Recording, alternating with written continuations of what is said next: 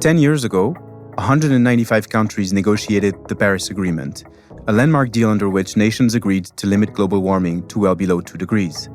But 10 years on, the spirit of global cooperation seems long gone, and it's been replaced not just with trade wars, but with actual wars, often with energy and climate stakes as a backdrop to these crises. And while Europe has taken an early leadership on climate policy, it has really struggled to turn this into industrial success. And so Europe stands once again at a crossroads. Will we achieve clean industrial leadership, or will we face what former Italian Prime Minister Mario Draghi calls a slow agony? On this show, we meet the innovators, the investors, and the policymakers who are building Europe's industrial future, and we uncover what it takes to get there. I'm Jules Besnainou, and you're listening to Time to Scale, a podcast by Cleantech for Europe.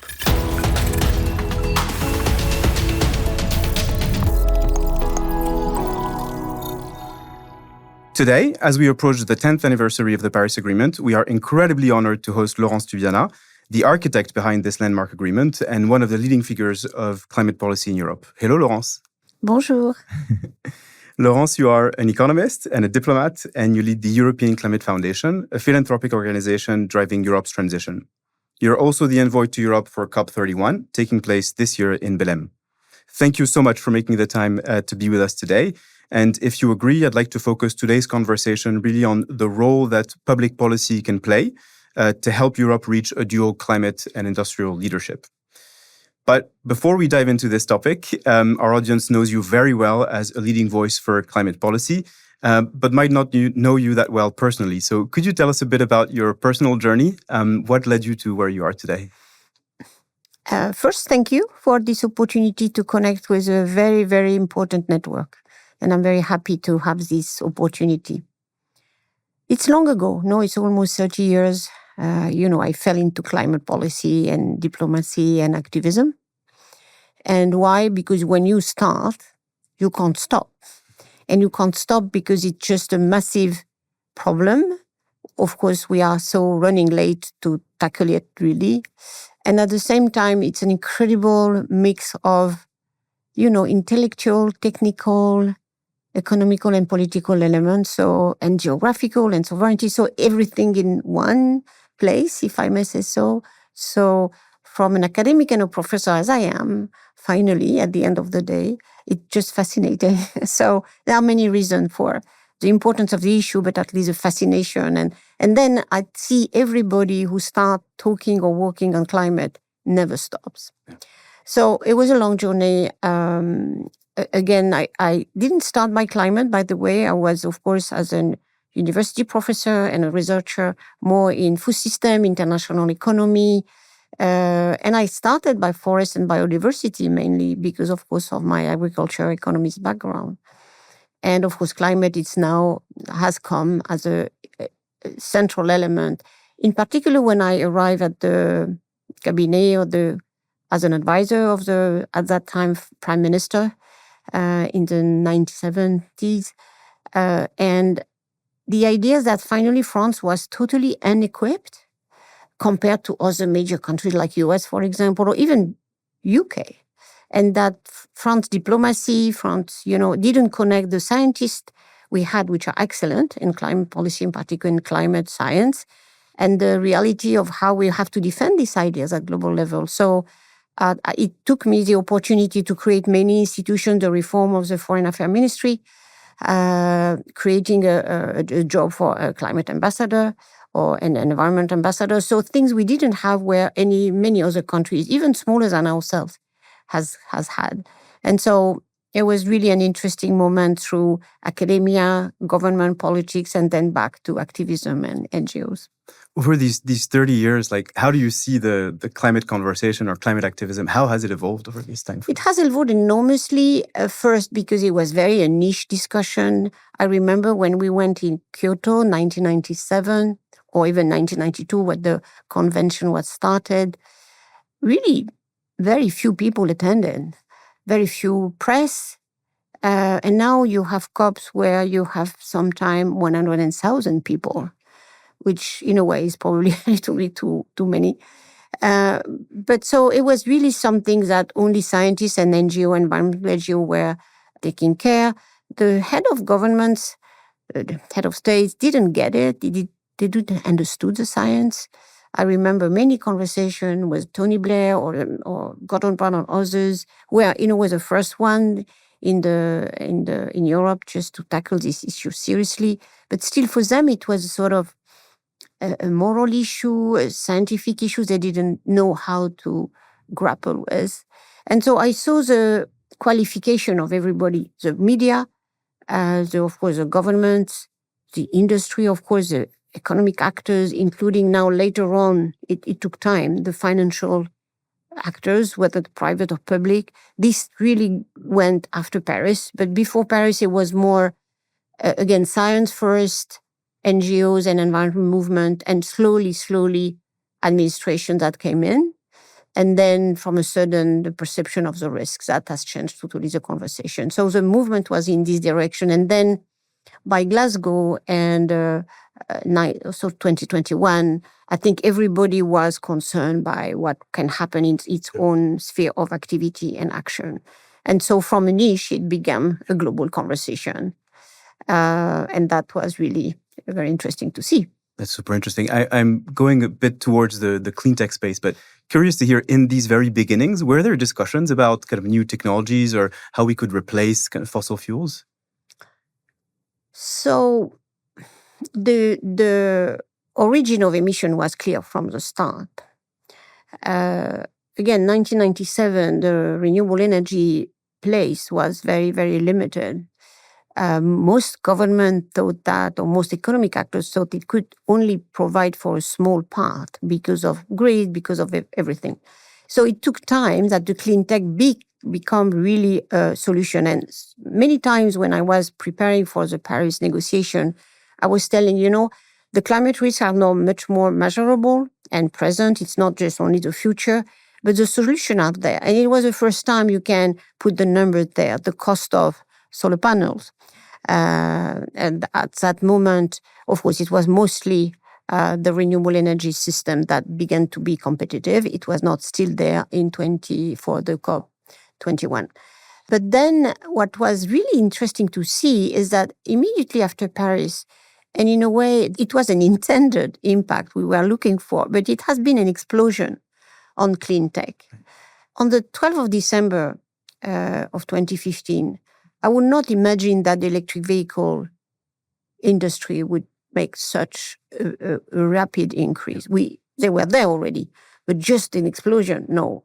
That batteries would cost half of what they were costing at that time. So I think Paris has given the signal, and that was what we were looking for.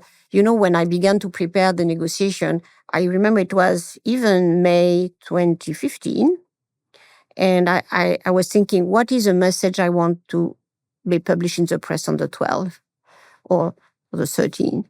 And the message was, this is inevitable. We are going there. Because you have to convince people that the choice. So it just, basically, when you are an economist, you know that expectation makes this whole, and that to shape expectation, because you can't force people to do things, you have to make their future vision change, their interest vision change, which is really behind the philosophy of the Paris Agreement. It's not always easy because, of course, we have adversaries, we have enemies, we have the fossil fuel sector who want to change the perception, and that's the battle of today. I'm sure we will tackle that later. So that was basically the way I saw the clean tech exploding after Paris, because then the expectation shaping was clearly there, and then it has only increased from there. Absolutely. And I have a bit of the reverse view, because obviously I come from the clean tech space. I started in the early 2010s. And so we started to see companies like Tesla at the time starting, and it felt like a bit of a pipe dream, right? But then I remember where I was on December 12th, 2015, and remembering that, that feeling of like, oh, actually, there's now such kind of consensus behind the policy that, of course, this is going to drive demand. Of course, this is going to mean very different markets, right? But at the time, it was a vibrant technological space, but we hadn't really connected it to how policy can enable demand. Exactly. The rest of the economy globally, at the same time, in each geography and globally. Yeah. And now, of course, sometimes I'm really frustrated with that's happening too slowly, and we are running anyway. We were already in 2015 running against time, and we have not won that battle by far. But at that time, and when I look back, it has really put a a line in the sand. There is nothing compared before Paris and after. At least I can be, in a way, rewarded for that. But you see, we are really running late. And the obstacle and the battle, even now when I see so much pressure from the US administration, for example, to say we have to go back to an economy organized around fossil fuel, like 19th century economy. So, it cannot be a linear progress. In a way, the technology has finally not a linear, but really a rapid growth. But the political economy is not linear. So we have to combine this immense progress in technology and the fact that on the political level and financial level, we are fighting all the time. And that's why we have a lot of highs and a lot of lows. And certainly these days, we are in a low moment. So we'll dive into a bit more detail on what needs to be done on the policy side. But maybe first, you've referenced the spirit of Paris. Can you elaborate a bit on this? What is the spirit of Paris? And do you feel like we still have it? It came out of a lot of mistakes and failures. It didn't. We started in 1992 and 1997, and then you see US out of the Kyoto Protocol and everybody living, and EU alone, together with just using Russia just to get the entrance to WTO somehow. And then you see that the spirit was made out, the perception of the risk and the failures of the old way to work. In my view, when I was in Copenhagen in 2009, I was leading the French delegation at that time. And, it was interesting to see that we were still in the old model, that the big elephant can decide for everybody. And it failed. And so preparing Paris, it was very evident we should not fall in the same trap. So we have really to say how we can generate a consensus of something that if you have only a discussion between China and US, you will have always a very low as a bar because they don't want competition between them on that. But if you bring the small islands and, the science and everybody and the local authorities and the mayors, then you have a total different conversation. And the spirit of Paris was, we cannot solve and, in a way, shape this mindset if we don't have all the voices, because that's where the balance of power change. It is a balance of power problem. Again, the big elephants, the big sector are there, but you have to show them or to put them in challenge by the others who doesn't have the same interest. And, it was very interesting in Paris that the small islands, it just doesn't count economically point of view. They are just minuscule territories, very few people. And their voice was super important for the result. So their impact was absolutely incommensurable compared to their economic power, which is normally in international relation theory, that shouldn't work. No, the small doesn't have a voice. But in this case, and because the way we shaped the negotiation, they finally had a major voice. And I am just writing all this in a book that will be published in October, so you will see all the details. For sure. And it almost feels quaint, right? What you say of like smaller economic powers having that voice at the table when we see what's happening today in the world. So how do we muster that spirit again? So we are, of course, faced with a big challenge that there is the violent geopolitics sort of behavior is back. But at the same time, if I may say so, in a moment where the American hegemony is really in crisis.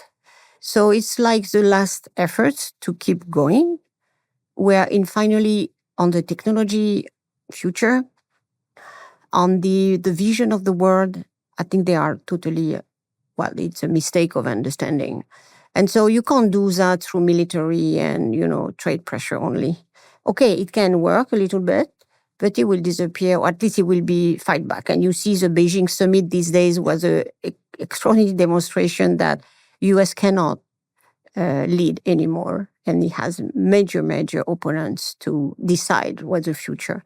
And that's why it comes to the Europe role. No, we are in a world where we have to make choices. And to build on or back to Paris spirit, we have to convince this emerging power that this is a best solution for them, and that they have, for many reasons, just to be as inclusive as it was in Paris. But what do we do with US is a question mark.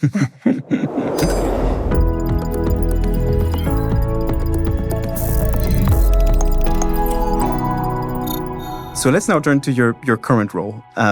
For those who may not know it well, what is the European Climate Foundation? And maybe more importantly, what's really your theory of change that guides the work there? Well, European Climate Foundation has one very simple mission, which is to put climate everywhere we can, in the political agenda, in the policy agenda, in the people's mind, whatever it is, but they have to think climate. And so this can take many, many different forms. But what we have to witness now is that for reason which we cannot control, climate has become to be very, very political and polarized, which was not the case before. In Paris, you could face, of course, interests that were saying climate doesn't exist, but it was less and less so, meaning there was no really a big opinion surveys that would say, climate change is a hoax. That was, of course, Donald Trump's first mandate theory.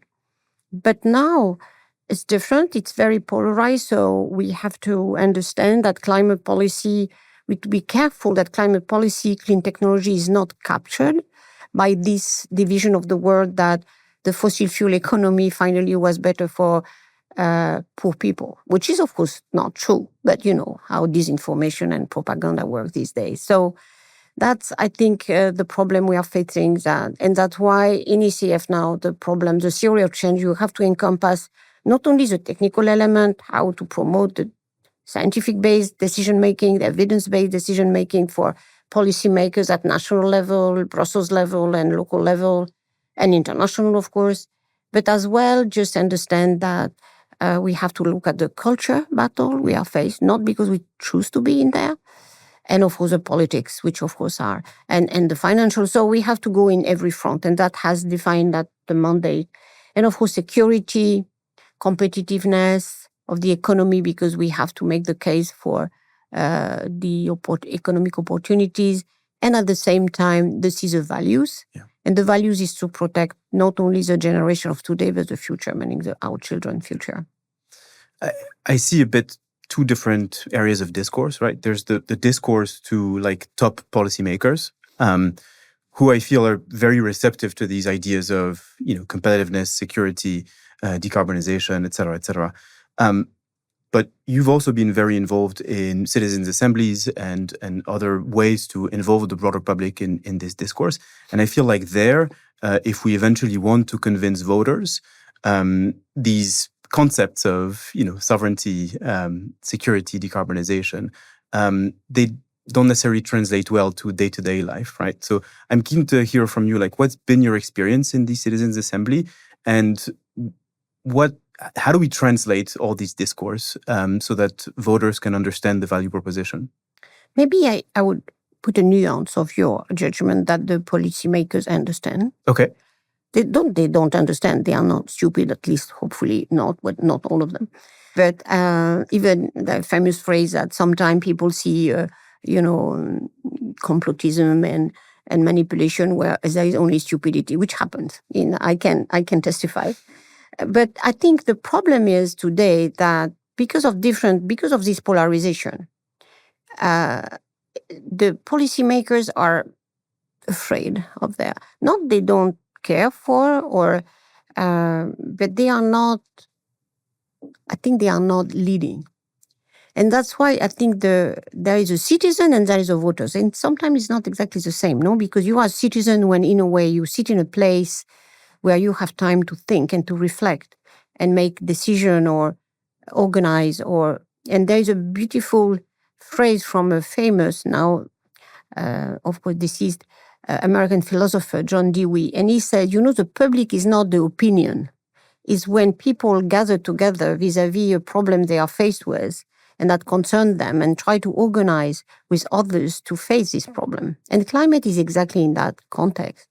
And so I see a distance and even a contradiction between the way the policymakers are, in a way, identifying where their interest is, which is the voters' interest that makes them re-elected in our democracies, and the perception of the public.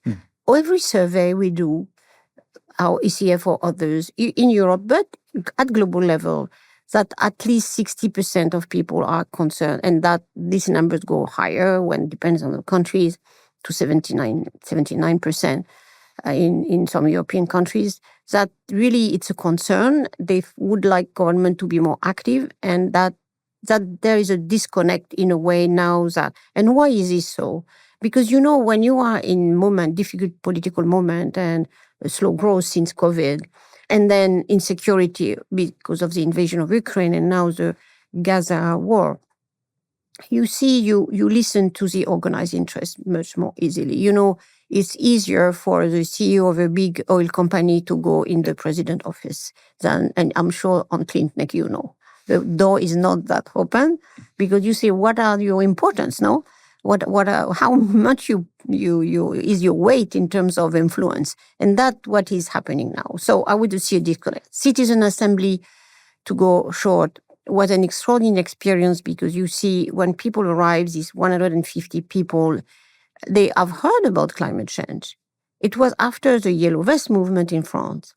And they were very, in a way, in a distrustful mode. They were saying, the government want to manipulate us. And it was not what it could have been. But then they sit down and they had experts talking to them and they have time. It took almost 1 year because of COVID. They work like mad in weekends and at night with webinars. And they came with a very, very strong catalog of measures that were much ahead of the government decision making. And then the government was afraid. They began to panic. Like, for example, not allow publicity advertisement that go for the SUV. And then that was just a shock. Or block the flights where you can find for 3 hours travel in France. Again, just panic. So it was really the demonstration that when you reasonable people who came from any, a nurse, a former firefighter, they sit down, they are normal people, even they were right-wing or left-wing, sometimes were in the Yellow Vest movement themselves. And they say, look, if we consider the problem, this is the solution we propose. And so I see, unfortunately, because it's not an easy way and we need a speedy decision-making, but now we need the citizen to take really, to give them space to make the policymakers come back to reasonable. And Draghi would be more listened to if we have more voice of citizen. At least that's my analysis today. And so just ideas like how do we take this experiment to scale with population of tens of millions of people? I think all the experience we had by ECF has supported many of them, and always with positive outcomes. One example in Krakow in Poland, and Poland is a country where coal is very important, and the people in Krakow decided very strong measures against air pollution. And even the difficult thing we have in France, for example, that we don't want to protect the center of cities from polluting cars. They accepted that. They decided for that. And because it was a citizen assembly doing that, it was really well accepted, where a top-down decision doesn't work. So how we do that? Local level, evidently. But now for this to operate, then the government has to be trustful to the result. Not just ignore the parliament, of course not, but really take people into account. And that's not happening for the moment.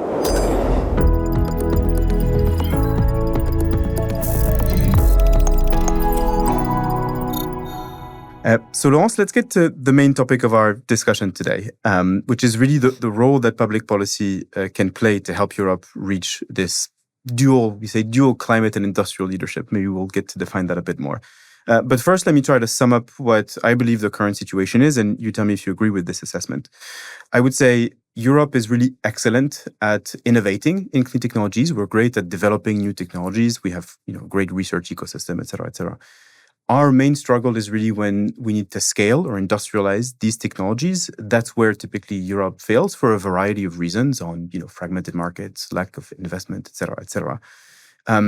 And then in addition to that, for larger industries that are already mature, they face a bit of a deadly combo of high energy prices, overcapacity from China, and large investments needed to do the transition. And obviously, we're sitting here in early September, so that's at least kind of what I feel the view is right now. Do you agree with this assessment broadly, or do you have anything to add? No, totally. It's even just such a contradiction that all innovation are finally bought by others and developed by others. And the good thing is, I think now there is this recognition that, that should, it's the case.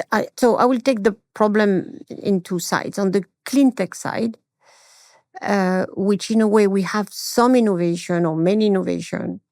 And then there is as you mentioned, even in the clean tech sectors, where are more mature, and because of course of the enormous Chinese capacities that have been developed through 15 years now, we are at a difficult moment where, and it's not easy to respond to that question, how much we can still be competitive in the future, what kind of technological breakthrough we have to make. Just take the automotive sector. Really, I don't know. I see everybody is focused on the integration of artificial intelligence in this sector. Is this the right way to go?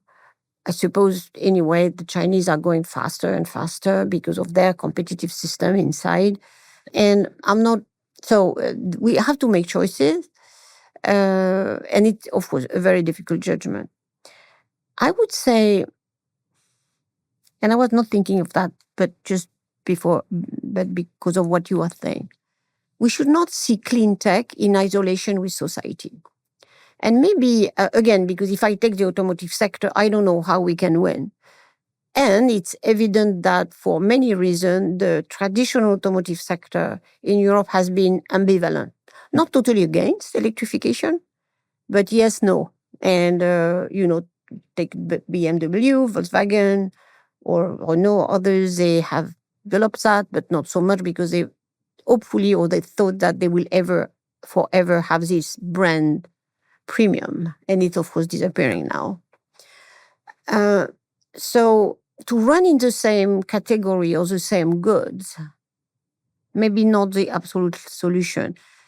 Again, if I take, thinking with you, how we could have our European society who are under pressure, what kind of goods that could fit with the society, you think small vehicle, big vehicles, huh? Should we really, and of course, all the automotive sector has piled on enormous cars that now even you can't put them in your garage because they are too small.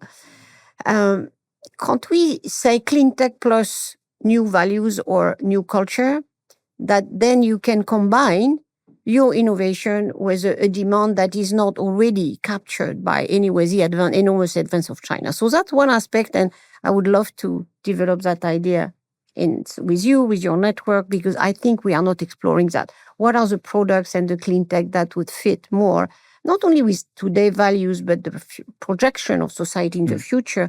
And we are still in democratic societies. We are still wanting justice and fairness in our societies. We would like, and maybe that, again, that the discussion in a way, I'm responding to your previous question. That was finally the citizen assembly question, no? How you have cheap electric vehicle, access to, and maybe that's a small vehicle, that's not the big one. So anyway, so one element is linking societal demands with the clean tech too. And maybe to interrupt you here, I feel like that's what's happening in solar at the moment, where you're starting to have super cheap solar panels that people can install even without an installer, right? They can put it on their, in their garden or on their balcony. It costs, 500-600 euros a pack. They plug it in directly, and it instantly meets this demand for cheaper energy, but also some kind of, resilience and so autonomy, right? So you see these things happening, right? But clearly in EVs in Europe at the moment, we don't really have this kind of product market fit. And so maybe that's something interesting to see. We will not compete on, on the traditional, what is now the dominant market power, but what is alternative routes.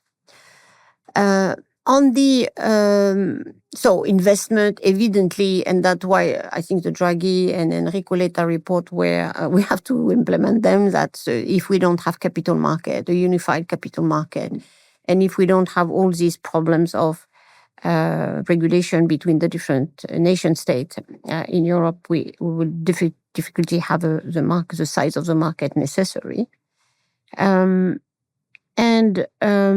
so.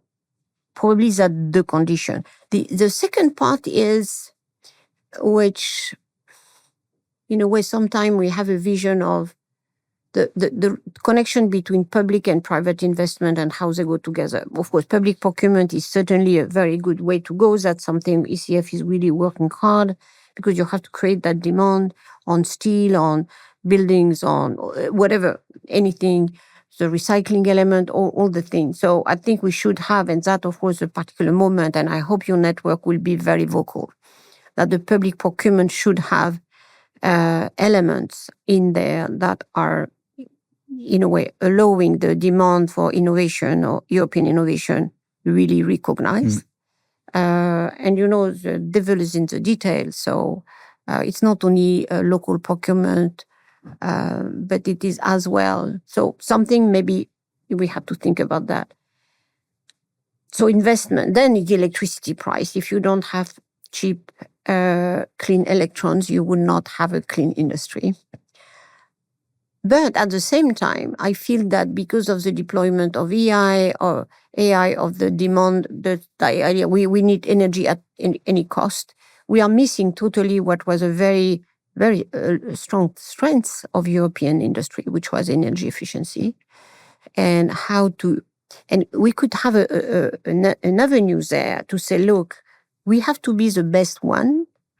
At what level it is not happening, and we see every time we have target on energy efficiency, they are not met, and that could be a very big challenge as an opportunity to say, the world is like this, electricity price high, how we get clean electron, but we get a really strong energy efficiency technology. How do you explain that? Because I see the same thing you do, right? These targets are never met. Is it because you don't see energy that's saved? Like what makes this harder to achieve than? I think because it's not politically interesting and shiny. Okay. I remember Tony Blair, after, of course, he was not prime minister ever, even at that moment, and then he was looking for a global role.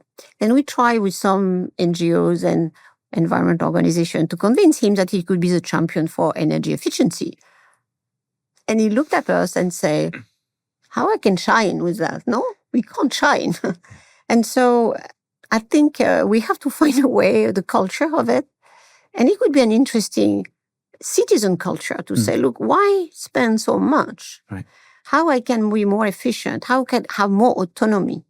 But that's a culture battle, because, again, you see any policymakers, they would never talk about that, or it is at the end of the speech, no? And nobody cares. And so I think this, because you look at China, for example, and they are concerned about that. For example, as a good sort of story, they put all the data mining for crypto outside China because it's too much energy. So they are concerned, but they have not a policy of energy efficiency that is really as strong as their investment in research and innovation on developing more products and more things. So, and I think this relation with clean tech and AI should be very interesting, because now for the moment is increased demand of energy without caring with the source of it mostly. And that's interesting that Google, I think, have produced that they have more emission these years than they were before, because they don't, whatever energy is good. So I think that would be a fascinating thing. And it's going to start price competition. It's going to make it even, it's going to make it even more expensive. There's going to be competition on the use of energy. I mean, we already see industrials struggling. Yes, it's energy and water. Just think about water would be really terrible problem that everybody want to ignore. But you don't have data center. You don't have nuclear facilities. Everything you need water, and water will be the scarce element. So whatever technology prevent water use would be good. So investment, absolutely. How we convince and I think we discussed previously in other meetings, on the global investment program of EU and the way that the big elephants are always the same that are collecting the money, how we break that. We should have a sort of very blunt assessment when not too late, particularly before MFF, etc., to say, look, this is a dead end. If we don't have this clean tech innovation sector receiving exactly the money we need, we will lose this competition. And that is not in the public eye, it's not in the policymakers' eye, because, of course, the other one have a direct access all the time. And because you are small, you don't have. So you have to ask for a place, like in the climate negotiation, where you have a voice. And again, I have to think more about this. Well, you've been very vocal about the potential role of insurers in this transition. And interestingly, so insurers have kind of two businesses, right? On the one hand, they insure, but on the other, they invest the money that they take in, right? And what we see, at least on the clean tech side, is that their and other institutional investors are the same, right? Pension funds, banks. Their financial allocation to early stage technologies or to the scale up of these technologies, like in the clean tech space, but not only, are incredibly low in Europe, right? If you compare those to institutional investors in the US, there's typically 100x difference in their investment and their participation in, for instance, I didn't know that. That would very, very good thing. I didn't know that. I would be interested to work more on that. Yes, and that's why I think you need something on, because of course in Europe the public element, the guarantees for these early movers have to start. That could be a way to reassure the European insurers. But it's just crazy because last year the insurers at global level, the money they lost in the cost of they have to pay for the climate impacts was the equivalent of the benefit they got of their investment in fossil fuel. So, and it would only grow on the asymmetry. So I think it's really interesting to have a particular development of thinking on the combination of financial markets and clean tech, involving them. And I think it's a very good idea to develop that. And again, it's a moment, Jules, to develop that through your network and to involve the key insurers, because they have to shift their portfolio. And then, of course, they may not want to go alone, but they may want to go there together with public funding that could take part of the risk, which what we try to do in many areas of climate finance. And that could be a joint demand from you and them, which I think we need. Yeah. Better than what they ask for the regulation of the sector. Right. It could be more intelligent as a demand. Can I take you back to public procurement for a second, and maybe linking that to the trade discussion that we started to have early on? You're starting to see a lot of calls to start to protect the European market in specific technologies and have pretty much local preference, right? In some areas like batteries and others where we are suffering from overcapacity in China. What's your view on these trade aspects, and how do you link that to more to a more integrated kind of trade strategy for Europe? The first element is we are in a trade war we haven't created. And this trade war is trying to twist our arm in Europe, but elsewhere as well, into going back to the fossil fuel and killing our renewable energy sector. That's very evident. It's now not an Eden project. It's just there on the table. So it means what? One is how we resist, which we are not totally doing. Second, where we find other friends than the US, have decided that they want a Europe that is totally aligned with their own interest, with this crazy proposal of gas import, which is just ridiculous. How we do that? We have to recognize that we cannot do the transition without China for Europe. It may not be comfortable, but I think the Chinese, of course, need Europe market. The other emerging markets are not at that level of the absorption and, of course, price levels. it's difficult because the geopolitics are not playing in this direction. We saw that recently in the Beijing meeting that Xi Jinping has gathered, and that's why for Europe is really difficult. So I would say politically, centrally, I don't see a lot of capacity to do so, but what we could do is really focus on investment and private sector regulation of investment, so has to work with China without having, we can't have a big political agreement with China now. When the Ukraine war is still there, we can't have it. So I think the only solution is, like for batteries, I understand that now we are looking for what is a right FDI framing for Chinese investment to make us benefit from their knowledge because they know better. There are some experience. I think we should now formalize this. So that's one. The second one is to look for how we can, because China is China, which is, of course, a big elephant we have to deal with. But China, the other countries are not necessarily wanting to do everything on Chinese framing. And that's where we have to be innovative and to propose. I see, for example, the discussion between Europe and South Africa, some countries in Latin America, like Chile, hopefully in Brazil, we will go there, said we have trade and it's recognize our codependence. And then we try to find the right balance of interest to, in a way, recognize that you have to keep value added in certain regions and in exchange of critical material, for example. That's a classical example. And that's an innovative way of thinking of trade. And we have a long way to go. And an interesting thing is, I haven't listened to, but I would like, and I'm certainly in your network, you are thinking about how the Cleantech can say, look, we need that trade policy to thrive. And that will be a very big conversation and very big element if you could be able to articulate that. So, I mean, our position is that the current trade dogma within the EU is overdated, is outdated, that we haven't really woken up to the reality that we're sitting alone at the WTO table.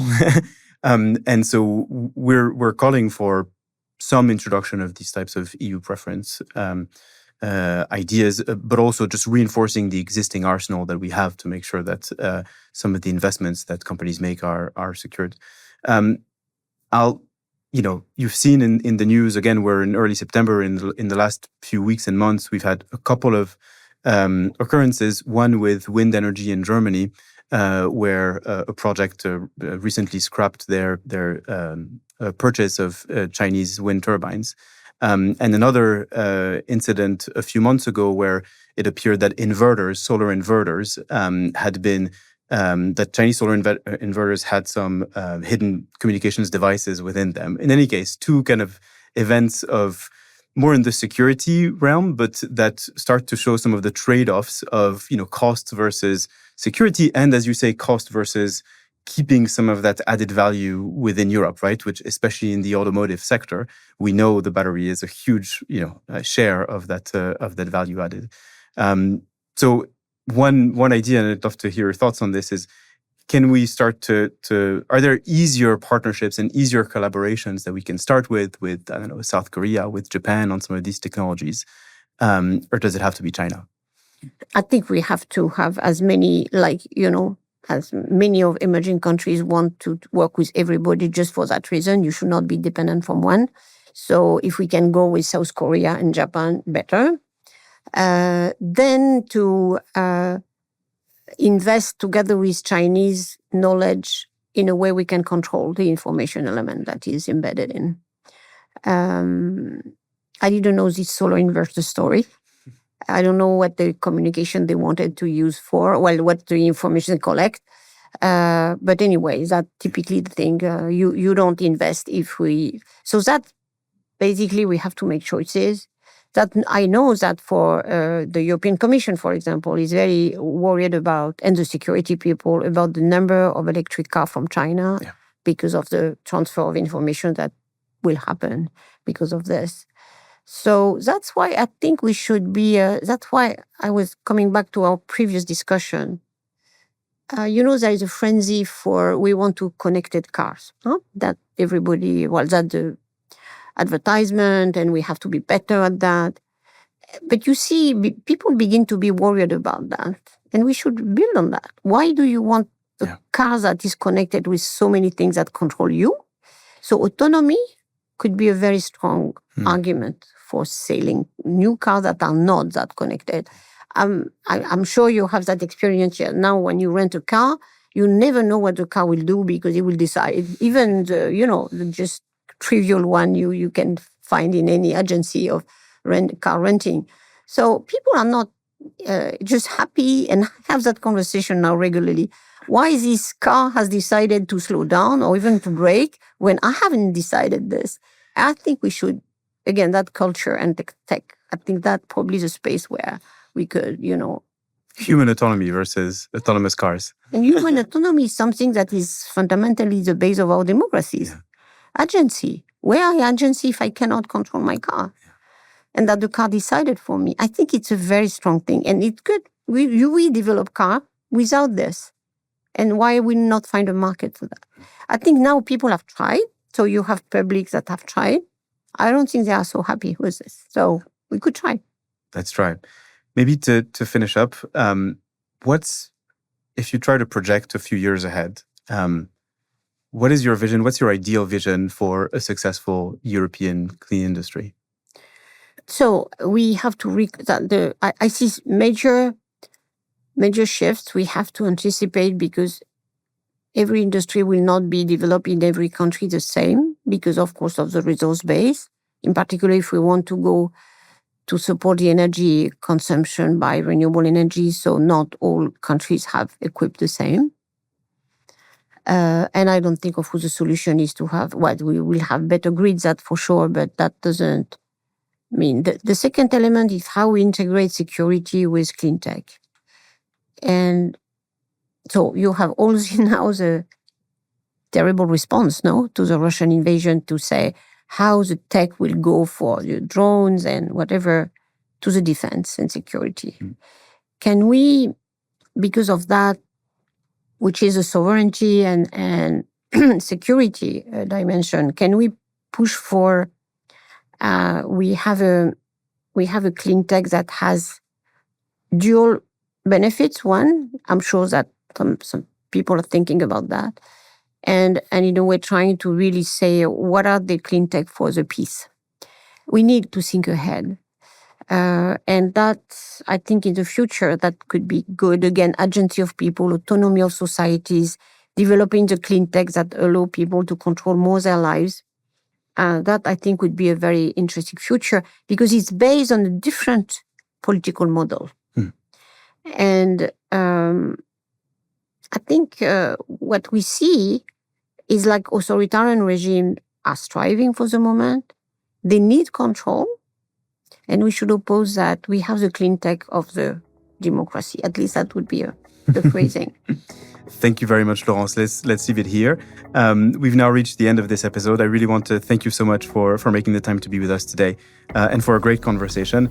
3 things I take away from it. 1, we have a lot to learn from the spirit of Paris and looking forward to the next COP to hear more. 2 is how policymakers have a real duty to lead and to chart a path forward, and they haven't been doing that lately. And 3 is how we can build a smarter trade strategy and a smarter kind of global strategy around some of these trade-offs. Thank you so much, Laurence. Thank you all for tuning in to Time to Scale, the podcast by Cleantech for Europe. If you enjoyed this episode, please subscribe, rate and review it, share it with a friend, or feel free to send us any feedback and questions. We'll put the links to Laurence's social media in the episode and hope to see you soon.